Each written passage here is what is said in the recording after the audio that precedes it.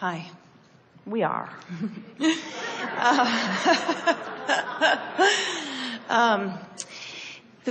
What you were just talking about, what I'm thinking is along the same lines. I'm really thinking about resistance and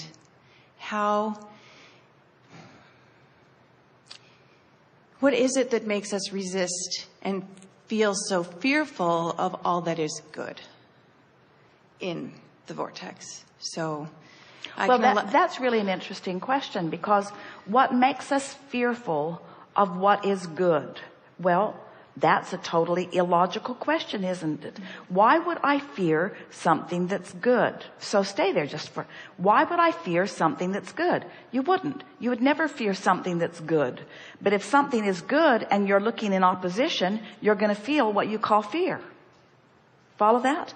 You don't fear what is good. You just feel fear when you look in opposition to what is good. So when you feel fear, you're not looking at what's good. You're looking at the absence of what you think is good. Did you follow that? Yeah. That's the thing to know about your guidance system. In other words, anytime, so let's start in a really obvious place. Who you really are is love. When you are focused upon someone and not loving them, even though you may have good reason by your physical standards, your choice to push against them has you out of whack with the love that is really you. So the emotion that you call hate or anger is nothing more than the disallowance of the love which is natural.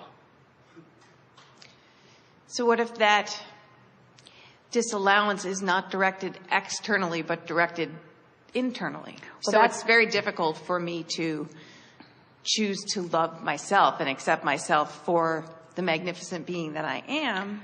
Well, you don't. So that's what I resist. You're not alone in that. Most people are harder on themselves than everybody else all put together, because you've been trained that way by people who looked at you with disappointment because you didn't make their world complete. In other words, so many people you've been bumping up against have been looking for love in all the wrong places. And over time, it wears you down as you are unable to be that impossible thing that they're asking you to be. That really is a perfect answer, but very hard to hear sometimes.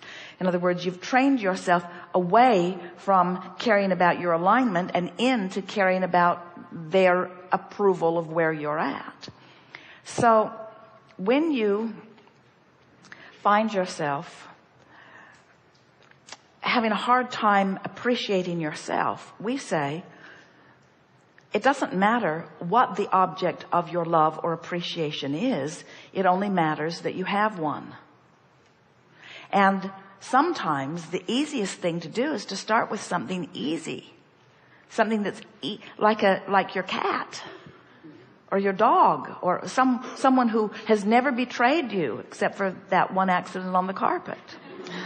In other words, someone who is easy for you to love, because loving is alignment. And so as you find objects to love, and you find that object to love and that one and that one and that one, before long you can turn the lens on yourself and still feel love. So start with the easy things first. One more. You see, we can stand here and say, that's just ridiculous that you wouldn't love you, but that doesn't help. We can stand here and say, it's so easy for us to love you, but that doesn't really help. We could even tell you all of the reasons that we love you, but you know what's interesting about that? We don't love you because you're wonderful. We love you because we love. Now, is that painful? Some people say, oh, well, Abraham loves everybody. No big whoopee when they love you. They love everybody. But that's what we want you to come to. In other words, it's natural to love, and we are so accustomed to the fullness of who we are that when we see you, there's a plethora of things that we get to enjoy, because that's what our vibrational bent is, so it's so easy to see, you see. So we don't ask you to behave this way and this way. We don't say, be lovable so we can love you. We say, we love you, be however you choose to be. Our love for you is not dependent upon your behavior. Our love for you is unconditional. And that's the way we want you to be. We want you to experience the deliciousness and the naturalness of loving in spite of what's going on, you see. That's why so many people think that they need to control so many things, because when I look at that, I feel love. When I look at that, I don't. So we need to wrestle that to the ground and kill it, because I might see it again and it might force me to not feel love, which doesn't feel good. So we need to eradicate that. We need to wipe that off the face of the earth so that I never have to feel this way again, because I have no ability to focus over there as long as that exists. You see. So that's what we're saying, the same thing to you. You just have to decide how you want to feel, and then just start with easy things until you get the hang of it. Okay. People have trained each other. People have trained you. They've said to you, if you behave in this way, I will love you. And so you just knocked yourself out being lovable. Just knocked yourself out being lovable. But you weren't knocking yourself out being in alignment. So you never felt the love that you thought you were eliciting from others. That's why it's so confusing, you see. There have been times, one time in particular, where I can remember being very much in alignment and understanding exactly what you just said, and how operating from that place of being loving and loving myself and able to love everything that kind of came across my path during that time, things just fell out of the way like dominoes. I mean, it was extraordinary. It's nice that you have that memory, because that's exactly what we're talking about. And that's where the fear begins to come in, because it happened so fast and things went so beautifully, so quickly. So why do you fear that? That I panicked. Like, I think the deserving came in. Like, I don't deserve all this wonderful. So you did shoot yourself in the foot, but you wouldn't be so likely to do it next time. In other words, now you understand what happened more, you see. It's really lovely when someone loves you and holds you as their object of attention and just showers their love.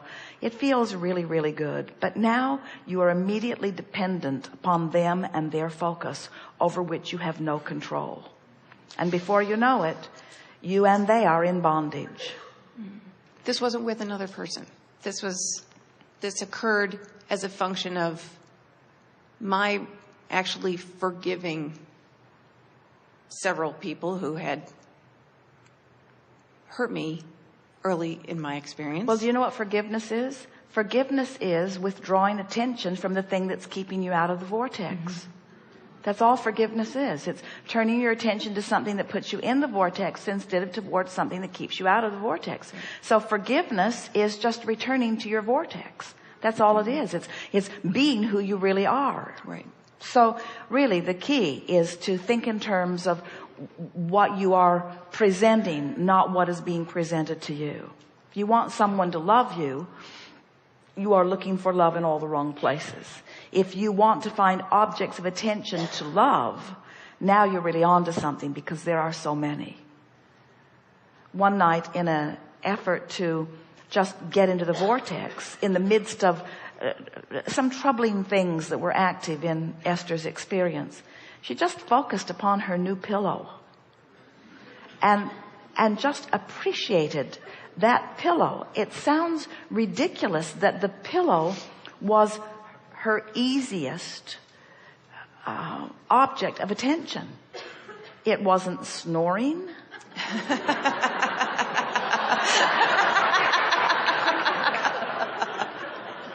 It wasn't asking anything of her. In other words, it was just something to softly appreciate. And that's really all that get into the vortex requires, is just finding something that you can focus upon that is absent of resistance, and holding your attention upon this thing that is absent of resistance for as little as 17 seconds, at which point it will join something equal in vibrational equilibrium.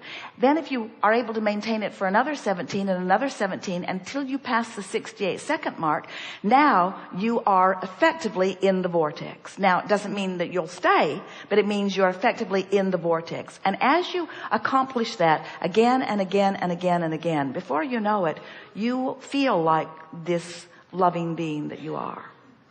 Something that we've been dancing around in this conversation and the one before and even the one before is that every subject is really two subjects. It's like picking up the stick. And on one end of it is really what you've become, all that you've become on the active subject. And on the other end of it is the exact opposite of that, because every wave is that which is wanted and absence of it. So when you really want something, the other end of it is really unwanted. When you sort of want something, the other end of it is sort of unwanted. They are equal in their power. And so when you've experienced something that you've wanted, something that you knew from the day you were born, and something that you've been seeking every day since, because innately you know you're supposed to feel like that and have been reaching for that. Once you sort of blundered into it because you didn't know what combinations of thoughts or events or situations caused you to be that cooperative component to all that alignment, it's logical that in the experiencing of the ecstasy on that end of the stick of alignment, that your rational mind would say, but what about the other end? It's what people mean when they say they're waiting for the other shoe to drop. Yeah. When something feels so good, then there must be something lurking. And what's at the heart of that is an inability to love yourself in the way that the source within you loves you. We want it to be easy for you to expect wonderful things to happen to you. We want you to be so in tune with the source within you who adores you unequivocally and without any strings attached, just loves you because you are there to be loved and you are lovable and you are a viable part of the source energy itself that is love. You are love. You are loved. You are love. You are loved. As you practice the feeling of that, you'll relax into a feeling of well-being that cannot come from any other place. It's that thing you were describing. And it's a love beyond someone who is physically focused shining their love on you. In other words, someone could be physically focused and get themselves all geared up to give you the undivided attention of their love. And as it's being showered around you, there has to be a conscious recognition that this can't continue. Because I cannot continue to be your only object of attention. So just your rational mind in and of itself says, this feels so good and I don't ever want it to stop, but I know it will. Because no one can hold you as their object of attention in that way. No other physical being can do that. And that's why we say, looking for love in all the wrong places. You don't want to count on that kind of love. It's nice when it comes, but it's not where you're reaching for your resources. It's not where what you're reaching for. You're reaching for alignment with the fullness of all that you are, that will never let you down. Never gets squirrely, never gets distracted, never forgets about you, never is unaware of you, always is there, shining, bright, offering a signal, always available for your alignment. There it is. Always available for your alignment, which is the feeling that you were describing to us. And everybody else in your world, no matter how wonderful they are and how much they love you, and many of them do, they are never going to be always available to you. Because that's not their mission for you. They came for their exposure to life, and they have an inner being always available to them, you see. When people say they're in love, you know what's happened? They have allowed themselves to be each other's object of attention and have connected each other to their own respective inner being. In other words, the accurate thing to say is, I love you because you make it easy for me to align with the whole of who I am. Right. That's the accurate statement of what being in love is. And what we would like to say to all of you is, don't make it so easy for people to find their alignment. Because you spoil them. You make them look for love in all the wrong places. If you be very lovable, they'll forget they've got an inner being to tune to, and they'll hold you responsible for the way they feel, and then it all goes south from there.